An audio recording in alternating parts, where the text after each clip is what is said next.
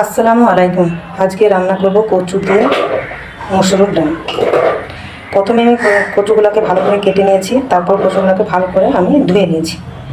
এরপর আমি দিয়ে দিলাম প্রেসার কুকারে আমি মসুর ডাল দিয়ে কচু দিয়ে রান্নাটা করব। তারপর আমি দিয়ে দিলাম পেঁয়াজ কুচি,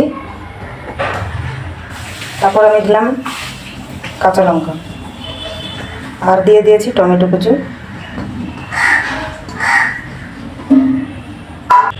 এরপর আমি মসুর ডালটাকে ভালো করে ধুয়ে নিয়েছিলাম, মসুর ডালটা আমি দিয়ে দিলাম হলুদ গুঁড়ো, কাশ্মীরি লঙ্কা গুঁড়ো, ধনিয়া গুঁড়ো, স্বাদ মতো লবণ দিলাম, লঙ্কা গুঁড়ো, ধনিয়া গুঁড়ো দিলাম, আর দিয়ে দিচ্ছি আদা বাটা, জিরে বাটা আর রসুন বাটা।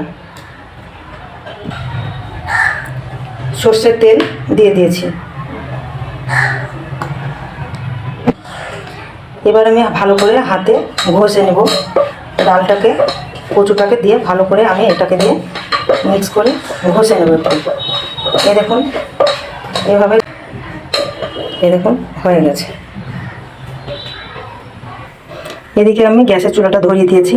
এরপর আমি প্রেসার কুকারটা বসিয়ে দিলাম। এইভাবে আমি কষে নেব। এইভাবে আমি 5 মিনিট কষে নেব। এই দেখুন আমি 5 মিনিট ধরে কচু দিয়ে ডালটাকে আমি ভালো করে কষে নিয়েছি। এবার আমি পানি দিয়ে দেবো। এবার আমি পানিটা দিয়ে দিলাম। পানিটা দিয়ে দিয়েছি। এবার আমি প্রেসার কুকারের ঢাকনাটা বসিয়ে দিয়ে সিটি মারতে বসিয়ে দেবো। এই দেখুন আমি 3টে সিটি দিয়েছিলাম। তারপর আমি ঢাকনাটা 10 মিনিট পর খুলেছি। তারপর এবার আমি জিরের গুঁড়োটা দিয়ে দিলাম, ভাজা জিরের গুঁড়ো। এবার আমি নেড়ে চেড়ে নামিয়ে নেব।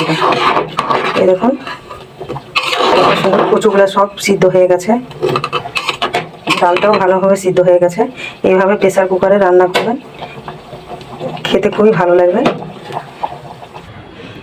এই দেখুন আমি নামিয়ে নিয়েছি। এই দেখুন কত সুন্দর। এইভাবে একটু ডালটাকে পাতলা পাতলা রাখতে হবে, কেননা ডালটা কচুটাতে টেনে নিতে পারে, সেজন্য একটু এভাবে রেখেছি। এইভাবে রান্না করে খেয়ে দেখবেন, হাতে মাখা কচু দিয়ে মসুর ডাল রান্না খেতে খুবই ভালো লাগবে। আশা করি ভিডিওটা যদি ভালো লাগে লাইক, কমেন্ট এবং সাবস্ক্রাইব করতে ভুলবেন না।